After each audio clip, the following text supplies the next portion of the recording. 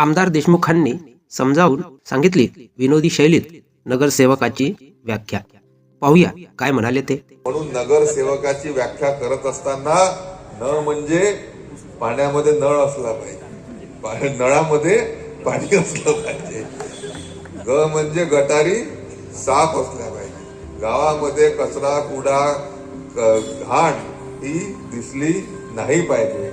रस्ते चांगले असले पाहिजे.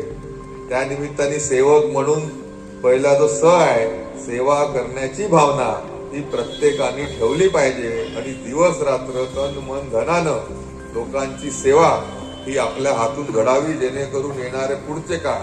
आज अभिनंदन करावं असं वाटतं की पुष्कळसे लोक आपले 2दा 3दा त्या निमित्ताने निवडून आले. नक्कीच तुम्ही चांगलं कामं केले आहे म्हणून लोक तुम्हाला वारंवार निवडून देतात. जे सर्व नवीन नगरसेवक आहे त्यांनी ह्या सर्वांपासून आदर्श घेऊन आपल्याला सेवाभावी वृत्ती ही नक्कीच ठेवावी लागणार आहे. विश्वास, सेवक आहे ना, व म्हणजे विश्वास हा आपल्याला जनता जनार्दनाचा अर्जित करू. तो कसा करावा तर आपल्याला अपेक्षित असलेले जे त्यांच्या काम आहेत ते वेळेवर झाले पाहिजे, प्रामाणिकपणे झाले पाहिजे. आणि शेवटचा जो क आहे, आपण सर्वजण कर्तव्यशील राहा.